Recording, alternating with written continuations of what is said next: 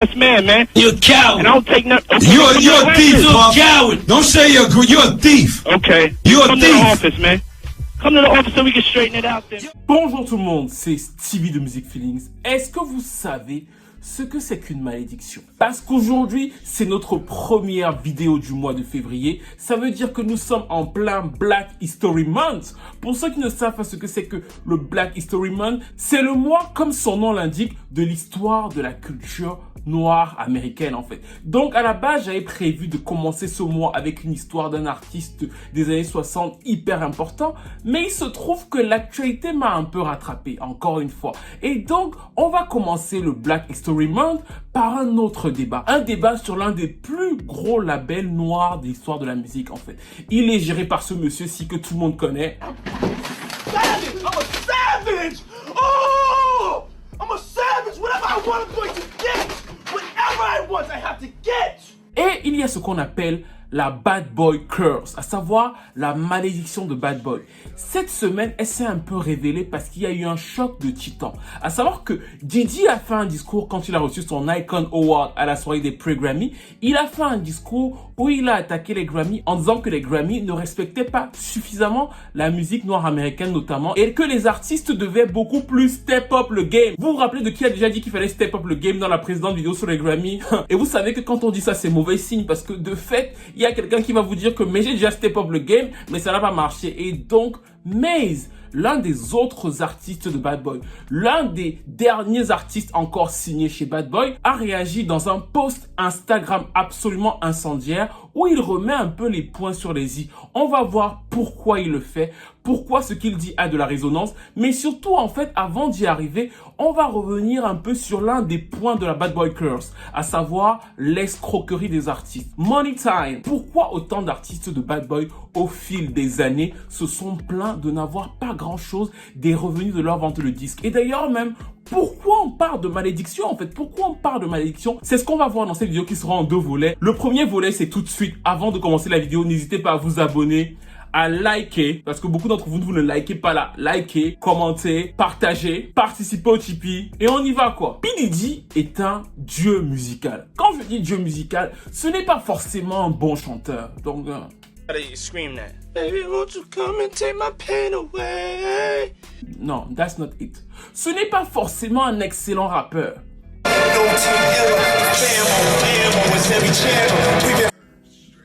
En revanche, Diddy est vraiment, pour moi, un espèce de dieu musical. Je pense qu'au paradis, c'est un peu comme dans Astérix et Obélix. C'est-à-dire que Diddy, quand il était petit, on l'a plongé dans une marmite musicale là. Et on l'a plongé un peu trop longtemps. On l'a laissé un peu trop longtemps.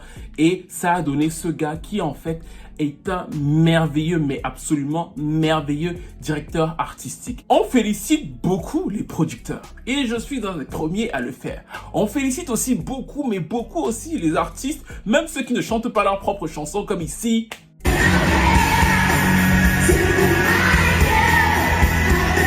Les félicite. Mais on oublie l'un des métiers les plus passionnants du game pour moi, c'est le directeur artistique en fait. C'est celui qui va définir la direction de l'album. C'est le mec qui va venir, il va te dire, je vais t'écouter chanter, je pense que sur cette chanson, tu devrais poser plutôt comme ça. Ou je pense que sur ce disque-là, je t'ai entendu chanter, tes aigus ne sont pas bons, je pense que tu devrais aller dans les graves et donc prendre cette direction artistique-ci. C'est mieux que tu poses plutôt sur un son hip-hop qu'un son pop. Enfin bref, le mec qui te dit ça, qui te dirige là, est hyper important dans l'industrie. Si on n'en avait pas eu d'aussi grand que Diddy, nous ne serions pas là à parler de véritable culture urbaine moderne américaine. Et donc Diddy est l'un des meilleurs, un des exemples visuels les plus récents de ça. C'est comment il dirigeait Keisha Cole pour chanter sur Last Night. Et vous voyez que en fait, elle-même ne comprenait pas au début où il voulait l'amener en fait. Ça donnait ça.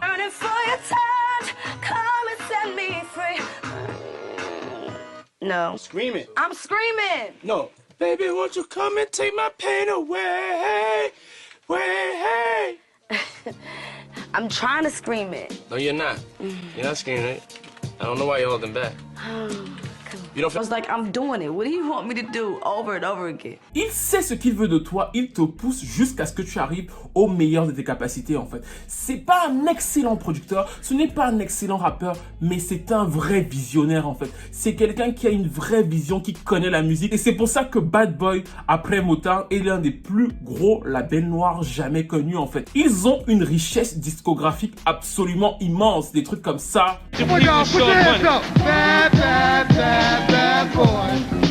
Comme ça.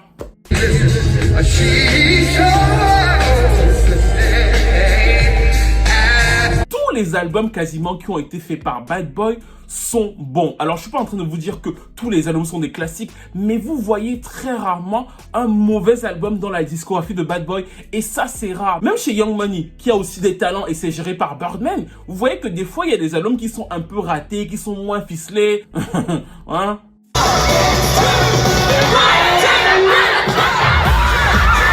Les ondes de Flowery, mais chez Bad Boy, ils sont quand même quand c'est pas très ouf, même sur un album de Cassie.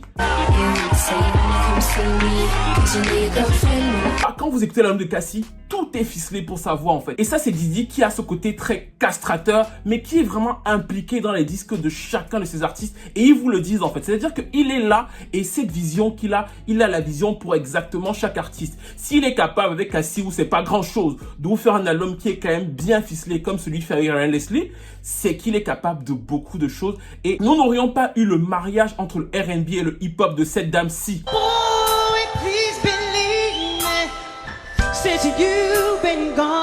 Si on n'avait pas eu Didi, quand vous écoutez par exemple Only You des 112, comment le son est posé, des artistes, un groupe de R&B qui pose de cette manière sur un son hip-hop, c'est totalement inédit à l'époque. Le simple fait aussi d'avoir pensé qu'il fallait mettre Slim en lead vocal parce que c'est lui qui a une identité vocale et que la voix de Slim, bah bien sûr dès que vous écoutez Slim,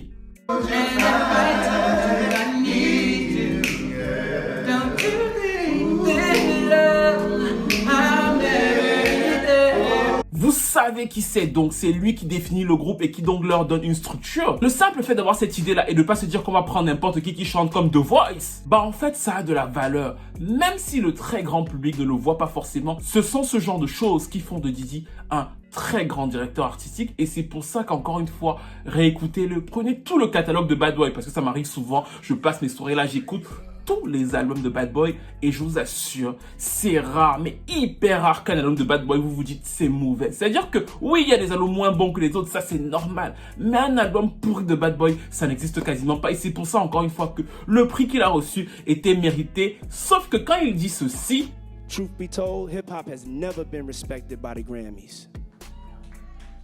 Black music has never been respected by the Grammys to the point that it should be.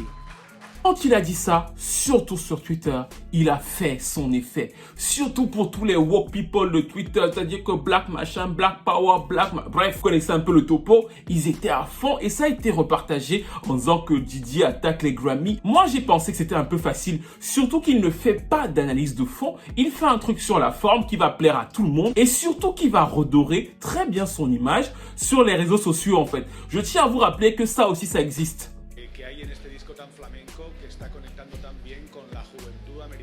Et je m'arrêterai là sur les Grammy Awards et je vais continuer sur l'émulation qu'il y a eu suite aux propos de Didi. Parce que quand tu dis un truc comme ça, bien sûr, sur les réseaux sociaux, beaucoup de gens te suivent parce qu'il y a une certaine montée de l'activisme Twitter, on retweet et tout, on se sent malheureux, on a l'impression de participer à la société, de faire quelque chose en un tweet. Mais de l'autre côté, ce n'est pas forcément fidèle à une réalité en fait. Et c'est exactement à ça que Didi a été confronté. C'est que l'histoire d'une des parties de la malédiction de Bad Boy ne colle pas avec cette réalité. Bien sûr qu'il faut que les artistes noirs s'en sortent. Bien sûr qu'il faut que les artistes noirs prennent le taureau par les cornes et arrêtent de signer de mauvais deals. Bien sûr qu'il faut que les Grammy reconnaissent mieux les artistes noirs.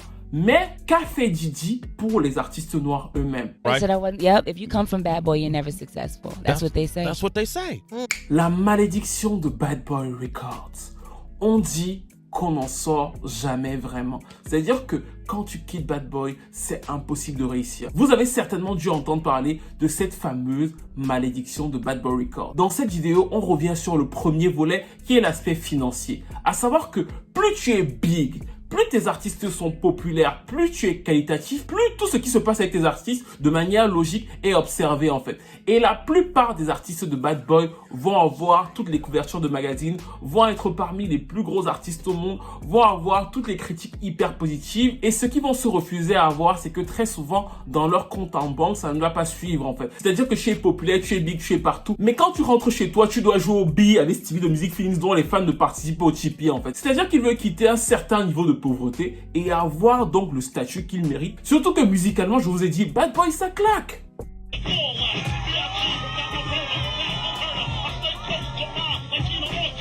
Biggie est un peu le premier à mettre plus ou moins en exergue cette espèce de malédiction de Bad Boy. Vous voyez, il meurt de façon totalement tragique, en plus au sommet de sa montée, et ça laisse dans l'esprit un peu divaguer qu'est-ce qui se passe. Sauf qu'il va y avoir d'autres choses, donc on va compiler à tout ce qui se passe autour de Bad Boy Records. Le premier truc, vu que je vous ai dit que là on parle surtout de l'aspect financier des choses, ce sont les Deluxe, parce que ce sont vraiment eux qui vont lancer le débat sur le fait que we want some fucking money, et c'était ça.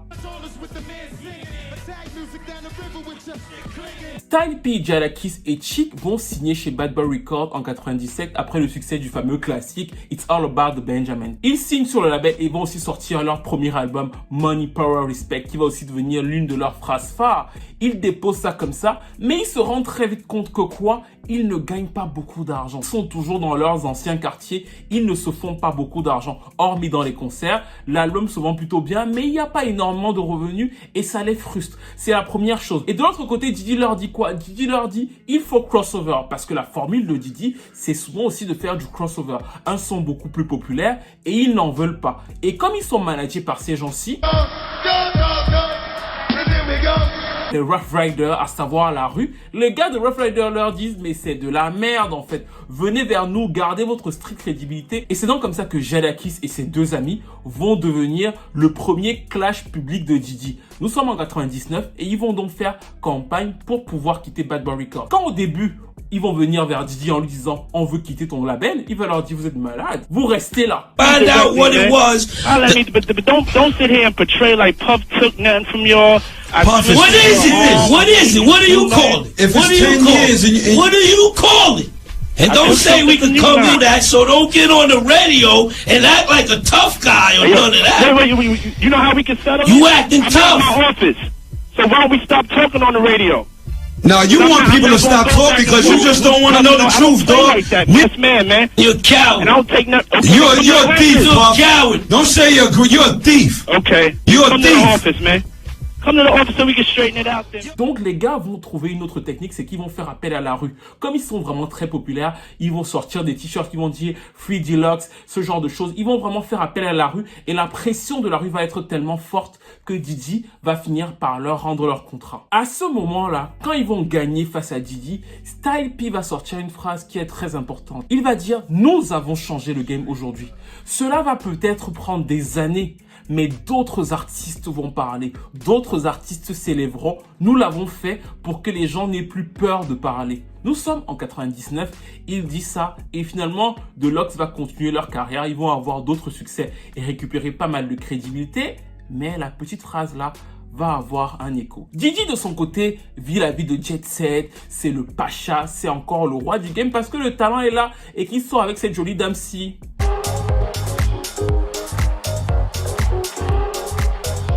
Et un soir, il a un nouvel artiste qui s'appelle Shyne. Shyne, c'est un peu l'artiste qu'on vendait pour remplacer, entre guillemets, Notorious B.I.G. Parce que ça, c'est un autre truc de Diddy qu'il faut vraiment retenir parce qu'elle va servir dans une autre vidéo. C'est-à-dire qu'il aime bien reprendre les mêmes codes qui ont déjà fait des succès. Et Shyne, quand vous l'entendez rapper, parfois, il peut vous rappeler Diddy. C'est pour ça que Diddy le signe et qu'il en fait vraiment un truc qui est en train de monter. Ce soir-là, il est dans un club avec Shyne et Jennifer Lopez. Donc, ça danse, ça groove et tout et tout. Shyne, qui est un jeune rappeur, qui n'a que 21 ans, et avec la superstar qui vient de le signer, il s'enjaille, il s'amuse, jusqu'au moment où quelqu'un vient agresser son idole, parce que quelqu'un vient agresser Diddy et menacer Diddy. Shyne, qui est un gars de la rue, s'énerve parce qu'il dit au gars de se calmer, mais le gars ne veut pas se calmer. Le gars continue à vouloir agresser Diddy, veut frapper Diddy, Et finalement, Shine, qu'est-ce qu'il fait? Il sort son pistolet, il tire plusieurs fois en l'air. Jennifer Lopez est cachée là-bas, elle tient son visage en bas de la table en mode il ne faut pas que vous détruisiez ma richesse ici, il faut pas que vous détruisiez ma richesse ici. Donc ça se passe comme ça et Shine fuit, il s'enfuit. J-Lo et P. Diddy vont être arrêtés. D'ailleurs, c'est la seule fois où on a vu le fameux mugshot de Jennifer Lopez. Mais l'histoire ne va pas s'arrêter là pour le petit Shine. Nous étions le 27 décembre 1999 et c'est un peu là que la carrière de Shine va avoir un tournant assez terrifiant. À savoir que ce jour-là, donc, il va se faire arrêter, mais il avait déjà un gros casier, en fait. C'est-à-dire que ce n'était pas la première fois qu'il sortait son arme comme ça. De l'autre côté, même si l'affaire a une ampleur médiatique, parce que l'autre et Diddy sont dans l'affaire, eux, ils n'ont pas de gros casier, en fait. Donc, c'est surtout sur lui que tout va être mis, surtout que c'est lui qui a tiré, et donc, il va prendre 10 ans de prison. L'histoire raconte, et lui-même racontera par la suite, que Diddy, pour s'en sortir et pour ne rien avoir à faire avec l'histoire là, témoignera contre lui. Mais en même temps, c'est lui qui a sorti l'arme. Quand on vous dit de vous occuper de vos affaires, parce que pour défendre, pour vraiment jouer le bad boy, il est entré dans la sauce pour ne plus en ressortir. Parce qu'effectivement, comme il avait une vraie street crédibilité et que cet événement-là lui a encore apporté un vrai truc auprès du public hood, son album va sortir en 2000 et il va avoir un peu de succès avec des titres comme celui-ci. Mais Bad Boy va très rapidement s'en séparer, à savoir que quand l'album va sortir, bien sûr qu'il va y aller 2-3 fois en prison et il va s'arrêter là. Les ponts vont être coupés et ce n'est que Def Jam en 2004 qui va essayer de relancer la carrière de Shine, c'était ça.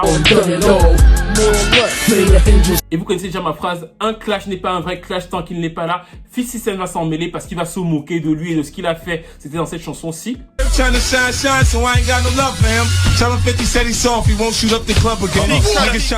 Depuis en prison, Shine s'est converti à la religion juive en fait. Il fait parfois du rap chrétien, ça donne des trucs comme ici. Brand new head, music start to play, all the problems disappear. See me looking at it, she... It reminds me that that's what I'm striving to be. I'm striving to be somebody that's close to God. They represent the 10 dimensions, correct? Yeah. Je parle juste des politiciens qui ne font pas ce qu'ils ont à faire et des gens puissants qui regardent les autres souffrir et mourir. Je voudrais éviter que les bébés noirs aillent en prison et gâchent leur vie.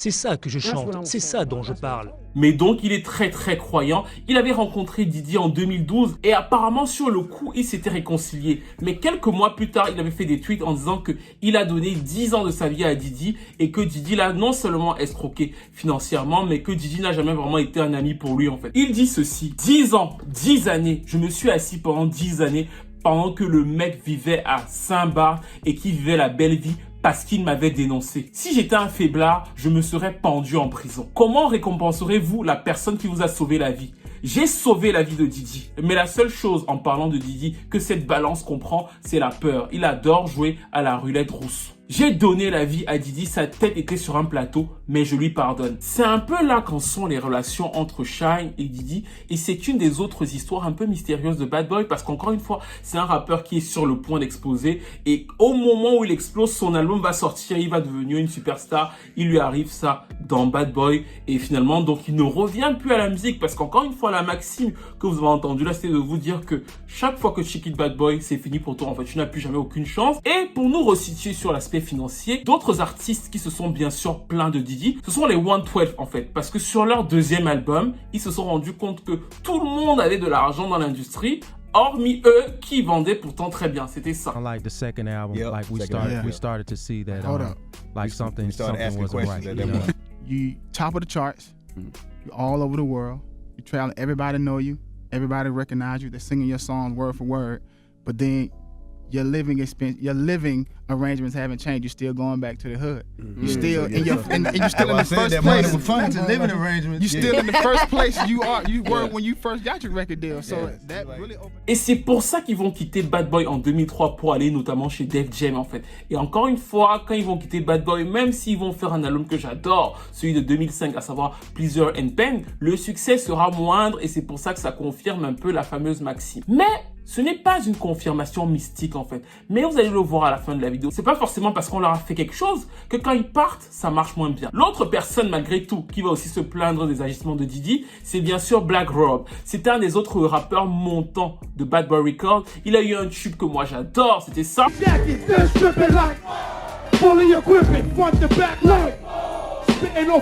Malgré le succès du début et de son premier album, la suite va un peu moins bien se passer parce que Diddy va moins le prendre en charge. Il va moins miser sur lui, en partie à cause de lui-même. Il va lui présenter un autre rappeur que Diddy va adorer et Diddy va se dire que je vais plus miser sur l'autre, c'était ça.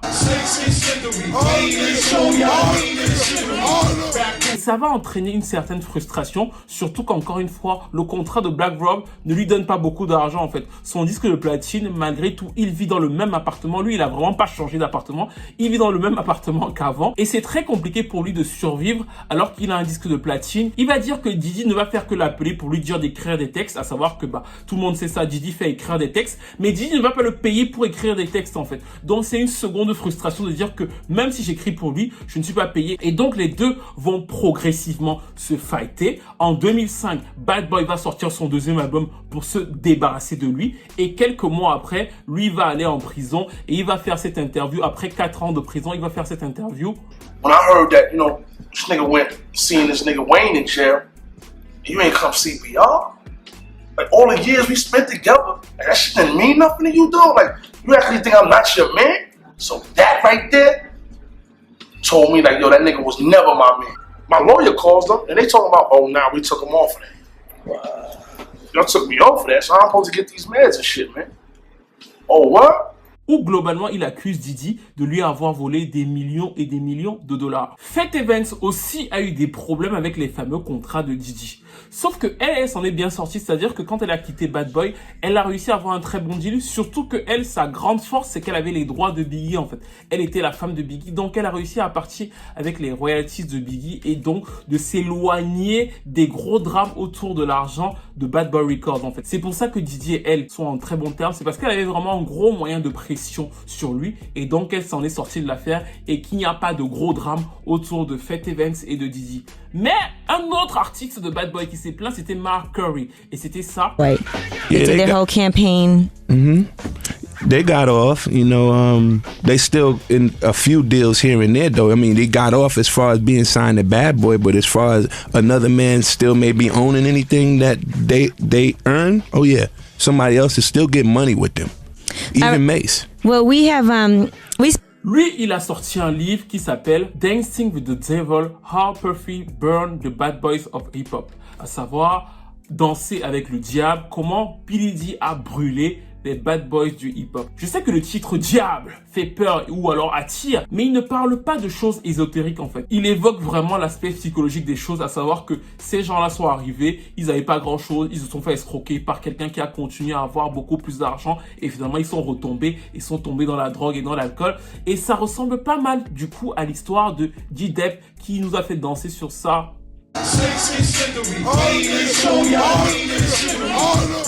Diddy, pour le coup, avait énormément misé sur lui. C'est-à-dire que Diddy pensait vraiment que Diddy pourrait apporter un vent nouveau dans le label Bad Boy Records au début des années 2000. Sauf que son album, quand il va sortir, ne va pas marcher. Et très rapidement, comme il ne va pas marcher, que Diddy c'est un financier, Diddy va le virer. Et quand Diddy va le virer, lui, il va tomber dans la drogue et dans l'alcool. C'est notamment une interview de sa femme qui raconte que lui, il vit très mal le départ de Bad Boy Records. Donc, il tombe vraiment dans la drogue. Le fait de ne plus pouvoir s'occuper de sa famille, c'est-à-dire le fait de ne même pas avoir d'argent pour s'occuper de sa famille alors qu'il a un gros hit. Et le fait de ne pas se relever, parce qu'après ça, comment tu te relèves? Quel label va te signer? Il n'y a pas énormément de gens qui sont derrière toi quand tu quittes Bad Boy et en plus en indépendant. Donc il va entrer dans cet engrenage, rien ne va sortir et en 2011 il va surprendre tout le monde, mais vraiment tout le monde en avouant un meurtre en fait. Il va dire qu'en 93, avant toute sa période Bad Boy, il avait commis un meurtre et donc il est condamné à 15 ans de prison et devrait sortir en 2025. The devil tried to steal your soul, too. But we took care of that thief.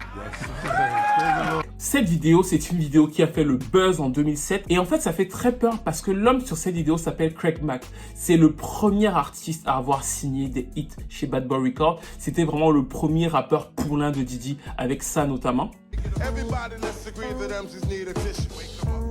Ils se sont fightés sur les contrats et sur l'entourage en 94 parce que Craig Mack pense être plus talentueux que Biggie. Et Biggie prend de plus en plus d'espace chez Bad Boy, donc lui il quitte le label et va sortir d'autres disques qui va finir par flopper de son côté, mais il quitte le label. Pendant plusieurs années, on ne le voit pas, jusqu'au jour où on le voit dans une espèce de secte. La vidéo va faire le buzz, je vous la remets.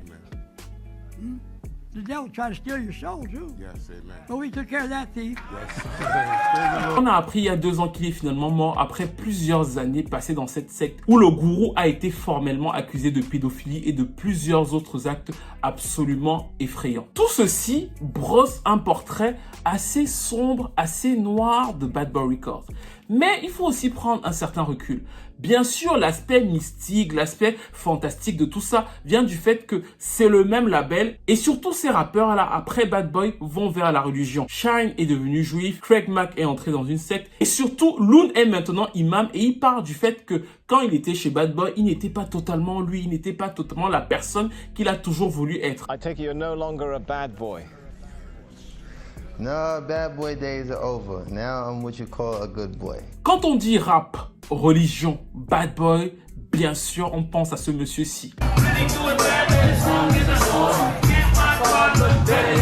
Oui, c'est Maze qui nous a remis dans cette dynamique de la fameuse malédiction.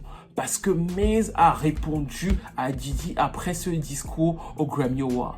Et c'est une des premières fois, parce qu'il avait déjà parlé de ce dont il a parlé là, mais c'est l'une des premières fois qu'il y va de front.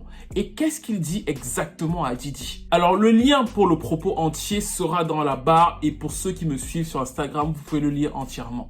Mais il insiste sur 3 points. Le premier point, c'est qu'il lui dit « Oui, j'ai lu ton discours et je suis d'accord avec toi. Les artistes doivent s'élever, les artistes noirs doivent prendre plus en marche leur carrière. Mais avant de parler des autres et donc des Grammy, et ça c'est donc le deuxième point, j'aimerais qu'on parle de nous en fait, de nous les Noirs et du fait que notamment toi, tu as passé énormément d'années à faire signer de très mauvais deals à beaucoup d'artistes. Il y a beaucoup de carrières et donc de vie dans la musique qui ont été brisées. Et il dit précisément cette phrase, il y a beaucoup de carrières et de vie dans la musique qui ont été brisées. Et vous avez vu tout ça. Et moi, je n'ai pas parlé. Et c'est là que c'est intéressant parce que des fois, Maze a un peu fait l'enfant gâté, à savoir que des fois, il a dit un petit truc, il est parti à l'église, il est revenu, mais il a toujours été très très proche de Diddy. Même quand encore récemment, Cameron se foutait de sa gueule en lui disant que Diddy ne t'apporte pas grand chose, c'était ça. Just snuffed you, puff fucked you, we seen it no binoculars,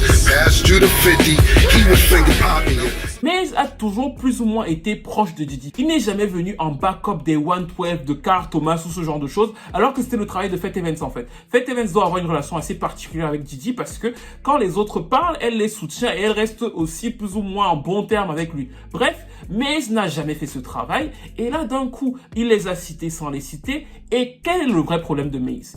Mais son problème, c'est que le jour où il a signé pour Diddy, il lui a laissé ses éditions. Alors, je ferai peut-être une petite vidéo pour expliquer ce que sont que les éditions, les royalties, les revenus de chaque artiste. Mais globalement, dans ce cas présent, c'est le fait que Diddy contrôle quand Maze passe à la radio, à la télé, dans les films et ce genre de choses. Chaque fois que la musique de Maze passe, Diddy reçoit de l'argent et Maze n'en reçoit pas, hormis pour ses droits de songwriting en fait. Hormis s'il a écrit le titre, il ne reçoit rien. Et lui, il veut récupérer ça parce qu'effectivement, dans l'ère du streaming, vu qu'il est streamé et ce genre de choses, bah il aimerait bien avoir le contrôle dessus. Sauf que quand il a signé son contrat, comme il était jeune et qu'il ne savait pas, et c'est vraiment le cas de tous ces gens-là, il ne connaissait pas l'industrie, il l'a signé pour $20 000. Et je sais que là, vous êtes en train de crier, oh là là, $20 000, c'est peu. Mais pour l'époque, c'est même beaucoup. Parce que Mariah Carey, quand elle voulait signer avant de rencontrer Tommy Mottola, elle a failli laisser tomber ses éditions pour $5 000. Vous imaginez, quelqu'un aurait pu posséder ses éditions, elle aurait fait tous les tubes là et tout. Elle aurait eu ses royalties